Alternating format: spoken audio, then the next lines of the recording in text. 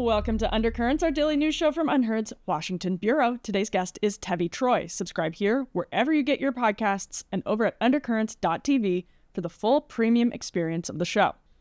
Joe Biden spent last week in Africa. The president issued a precedent-shattering pardon of his son, then jetted off to Angola. He's back now, with 6 weeks left in his presidency and a surprisingly significant amount of power. It's actually more than I even realized until Tevi Troy fleshed out the history of lame duck presidencies in the Wall Street Journal. So let's consider what Biden has already done. First, there was introducing that brand new set of norms when it comes to pardons. Then there was his authorization of ATACMS in the Ukraine conflict. He also cemented a shaky peace deal between Israel and Lebanon and Hamas. He's also doing more mundane work as well, like nominating judges and blocking mergers. But the Biden presidency is one that has always been rooted in the president's deep, deep desire to cement a legacy. He immediately brought historians like John Meacham into the Oval Office to confer on how his time could be of enormous consequence in the scope of history. Now, of course, Biden's mental capacity seems significantly dimmed, even from where it was initially. But this is a man, we should remember, who always wanted to be president, a man who is extremely conscious of history and legacy, a man about to transfer power to a president who's pledged to initiate radical change, a man who is currently overseeing a climate some analysts are seriously talking about as the potential early stages of World War III, with 2 hot proxy wars that broke out under his watch and are still raging. As Biden's bureaucrats explicitly use their remaining powers to preserve and protect the status quo and further their ideological aims, the president's legacy is on the line. Tevi Troy, presidential historian, former Bush deputy, and author most recently of the very well-timed book called The Power and the Money, The Epic Clashes Between Commanders-in-Chief and Titans of Industry, joins us now to talk about how this lame duck can still swim, as his Wall Street Journal headline put it so nicely. Tevi, thank you for being here. Tevi Troy, thank you so much for being here. Hey, thanks for having me. I really appreciate it. Of course, there are 2 places I want to start. First, how Biden has kind of already used his lame duck presidency, and then I'll ask you a little bit more about how he could continue to use his lame duck presidency, ideas as to where it might go. So let's start on what we've seen so far from Biden and maybe how it stacks up historically as well, Tevi. Yeah, the lame duck period is a dangerous period because the president is a president who is going to be out of power soon. Oftentimes, and in this case it's true, has been rebuked by the voters. They clearly don't like what he was selling. And the president has an opportunity to do things that he wasn't going to do beforehand. So one of the most famous instances is Obama not vetoing a very anti-Israel resolution that behind the scenes he and his team had put forward as a way to kick Israel in the shins on the way out the door. Here, Biden has taken a couple of steps already. Obviously, the pardon of Hunter Biden is one of it, but he's also sanctioned certain Israelis that he doesn't like their political views. And he's going to continue to do more stuff, it seems, in the weeks ahead. Now, part of this, like confirming judges or pushing forward judges, is part of the normal course of business, has been happening since John Adams left the presidency. But sometimes you go a little too far and you're doing more than what the American people would like to see from a lame duck president. This episode is sponsored by Lumen. Lumen is the world's first handheld metabolic coach. It's a device that measures your metabolism through your breath. And on the app, it actually lets you know if you're burning fat or carbs and gives you tailored guidance to improve your nutrition, your workouts, your sleep, and even stress management. All you have to do, it's so easy, is breathe right into your Lumen first thing in the morning, and you'll know what's going on with your metabolism. Lumen will tell you if you are burning mostly fats or carbs. Then Lumen gives you a personalized nutrition plan for that day based on your measurements. It's so amazing. You can also breathe into it before and after workouts and meals so you know exactly what's going on in your body in real time. Again, that is incredible. And Lumen will give you tips to keep you on top of your health game. It can also track your cycle as well as the onset of menopause and adjust your recommendations to keep your metabolism healthy through hormonal shifts so you can keep up your energy and stave off those cravings. So if you want to take the next step in improving your health, go to lumen.me/undercurrents to get 15% off Lumen. Great deal. That is lumen.me/undercurrents for 15% off your purchase. And in the weeks ahead, how could we see that actually, even come more to fruition from Joe Biden? Do we have good indications about what his plans are, about maybe what other Democrats are calling for him to do in the lame duck period? How just sort of dangerous could the lame duck Biden presidency get for Republicans or people who are opposed to the agenda? Yeah, well, first let me say that it is the wise move for presidents not to do too much in this period. This is the time to prepare a transition and to move on and to get your presidential records in order. We know Biden's had trouble with that. And so it's really not the time to start new policies. And the fact is, unless Congress passes it, the next president can generally undo things. But why should you want to leave that on the next president? My boss, George W. Bush, actually did a unilateral act of saying we're not going to do any new regulations for the last 6 months. This is because Clinton was forcing through regulations at the last minute. It's called midnight regulations that the Bush administration had to either diffuse or unhappily keep. So one of the things they're talking about with Biden is this idea of preemptive pardons. On the one hand, the Biden team would say if they do it, well, Trump's going to use the Justice Department to go after people. Whereas on the other hand, the Trump people would say, why are you preemptively pardoning people? People haven't done anything yet. What are you telling us that you're planning to do that's not so legal? So I think the preemptive pardons would be a new step, and I think it would not be taken well. And as somebody who has experience in a cabinet agency, I think that's one of the most interesting questions right now about what Joe Biden could do bureaucratically, as you have an incoming Trump administration that's really pledging to finally, in a way that the conservative movement has wanted to do for decades, crack down on bureaucratic sprawl and excesses. What might be happening behind closed doors in terms of getting grants, out the door? There was that Rivian. You probably saw this. The Rivian grant for the Georgia factory was a lame duck move by Biden, sort of anticipating what could happen to these EV policies under a Trump administration. Although I guess Rivian is a competitor of Tesla, so we could go down a very different line of questioning on that point.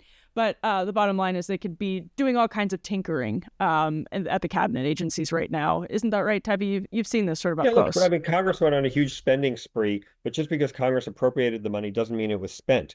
And so the agencies are going right now working pedal to the metal as much as government workers ever pedal to the metal. They are working to get grants out the door and get the spending out. Once the spending is out, you can't claw it back. If the money is unspent when the Trump team gets in, then they can either direct it to other purposes or say, we're not going to spend this money. And I heard an interview with Gina Raimondo, the Secretary of Commerce, who was saying, hey, she's got her team working full time trying to get all the grants out the door before the Trump team comes in. Well, that's not really the way it's supposed to work. You should do things in real time, in the appropriate time, using the appropriate procedures. And if you run out of time before the end of your administration, then the next team gets to deal with the remaining money. Yeah, and how hard is that to be undone? I was thinking about the Rivian grant in particular. People in Trump camp saying, well, don't get too excited. I imagine this obviously depends on the particulars of the money and how it's being given and the sort of mechanics of what's happening with the delivery of the money. But how hard would it be for a Trump administration to come in general say, we're pulling some of this lame duck spending back? It's pretty hard. I mean, once the money's out the door, it's a lot harder to do. Now, there are things they could do, and they could go after the companies and have clawbacks and stuff like that. But once it's out the door, it just makes it so much harder. So yes, Trump could do that, but there's a lot of other things that will be on the Trump team's plate. And the theory I've heard by people in the bureaucracy is do as much as possible, and so they have to choose which targets to go after, and you can't do everything. That is very interesting. And I was really excited to ask you about the Department of Government Efficiency because a lot of the recommendations they make or they will be making, they say, will be to kind of cut down on, again, bureaucratic sprawl. And I wonder, Tevi, if you have any thoughts. This is sort of abstract, but if you have any thoughts on how DOGE could impact future lame duck presidencies if they are successfully able to make recommendations that are put into action and the bureaucracy really is shrunk, things like Schedule F actually happen, which we have every indication to believe that's the intention of the incoming Trump administration. Would that change future lame duck presidencies?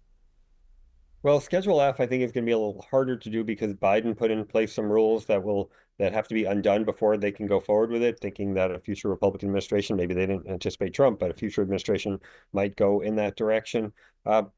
but I don't think it's necessarily applicable to the lame duck period as opposed to the entire presidency itself. I mean, if you do have Schedule F, a lot of people who are in policy roles, remember there's 2 million federal employees who are career, who have these civil service protections. At the top of those 2 million are some with policy responsibilities. So those would be the Schedule F ones, not all 2 million. And then there's the other question of the Doge and what kind of powers it has. Look, I think the Doge is the most powerful government commission in history. But at the end of the day, it's still a government commission. It can make recommendations, but either Congress or the administration has to implement them. One of the interesting things you've written about is how Dwight Eisenhower used his lame duck presidency on the sort of the communications front, which is not something that, when you're having these conversations about how presidents are wielding their power, that's a really interesting way to look at it that I hadn't thought about before, and I wanted to ask you, Tevi, if you just expound on that use of his time as a lame duck from Eisenhower and how consequential it proved to be, basically.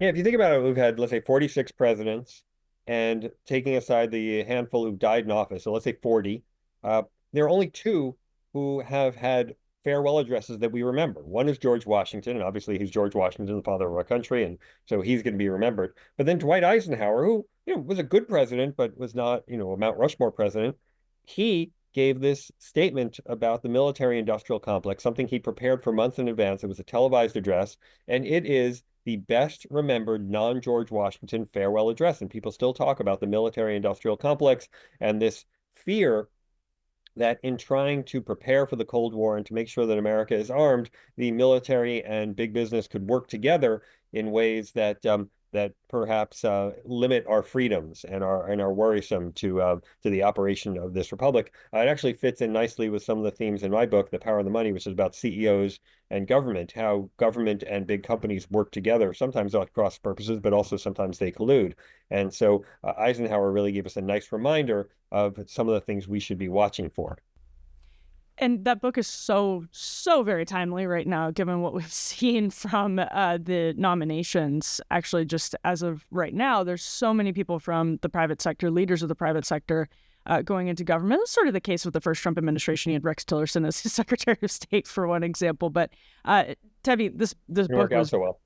Yes, right. Well, actually, so on that note, as you're looking at the incoming Trump administration, their plans, their personnel, through the context of your book and everything you've written about in it, what do you make of how Trump may have learned lessons of the past, or not, actually?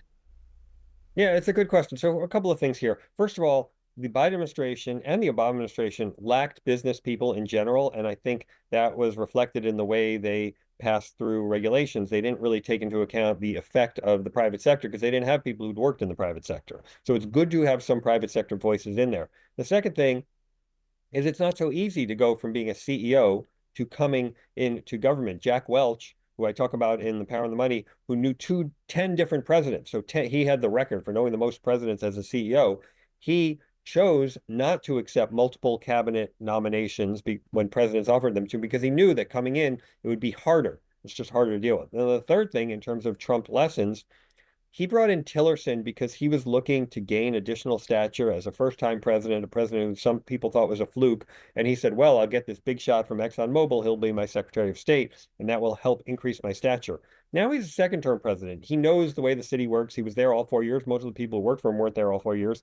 So he has more government experience than a lot of people he's going to be working with. And so he doesn't need someone with stature to make his administration look good. He needs someone with ability who can carry out what he wants to get done. And I think that the CEOs that he's bringing in thus far, the Howard Lutnicks of the world, seem to understand the Trump approach to things, and they have their own skills, and hopefully they will be successful in getting things done.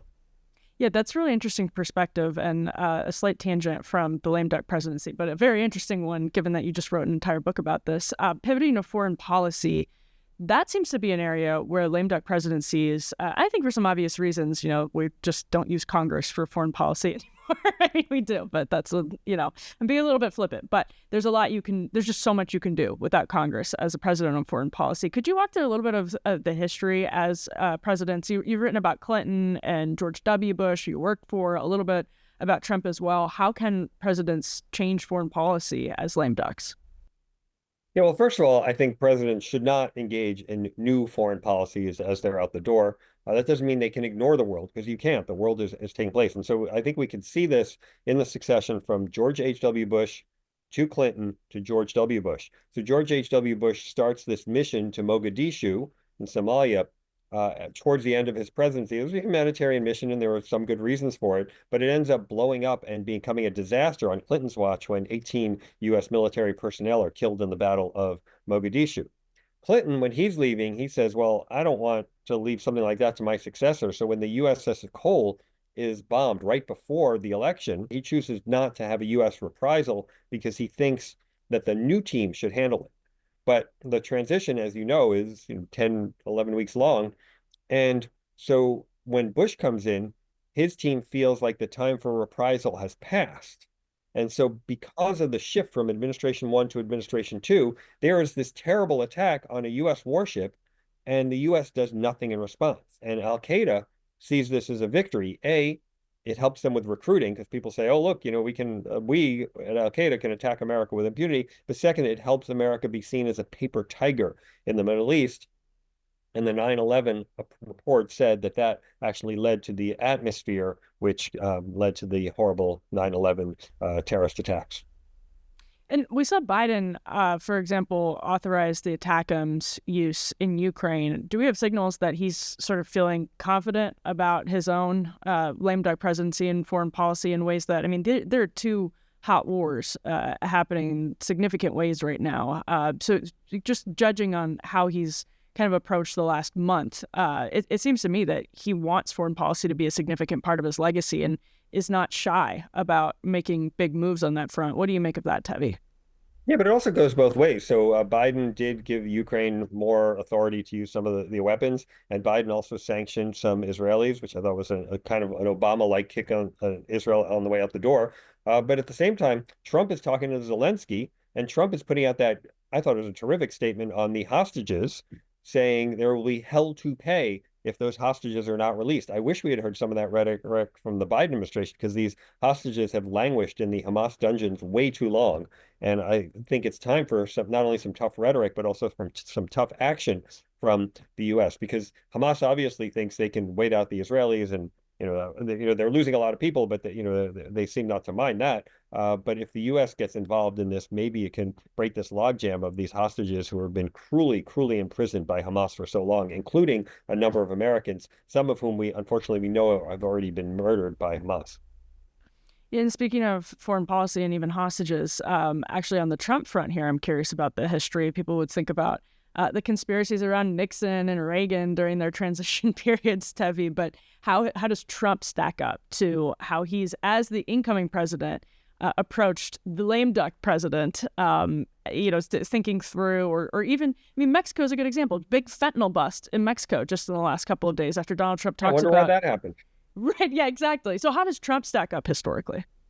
Yeah, so there's this thing called the Logan Act, right? It's this law that passed hundreds of years ago that talks about why how you cannot conduct foreign policy on behalf of the U.S. if you're not in the government at that time. And the Logan Act is a very interesting act. It's only been enforced by editorial writers and columnists, right? The government never actually enforces the Logan Act. It's the only time you hear somebody say about it, some kind of editorial writer.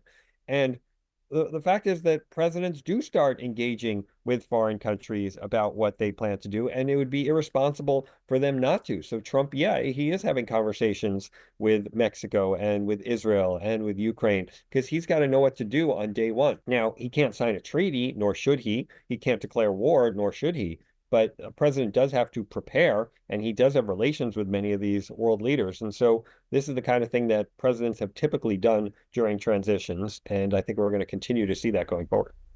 Yeah, I was listening to an episode of The Rest is History the other day where they were talking about, of course, Nixon, is it a violation of the Logan Act? Of course he was in communication with the Vietnamese while he was the impending or the incoming president. And it's always sort of, it seems like it's cast as a scandal by the media. We could talk about Michael Flynn and all of that, but it seems, Tevi, to be both normal and, I guess, responsible if you're about to take over the reins of the government. Yeah, I mean, it kind of boggles the mind that people still make this an issue. There are things you cannot do if you are not president, and you shouldn't do those things. As I said, make a treaty, declare war, deploy troops.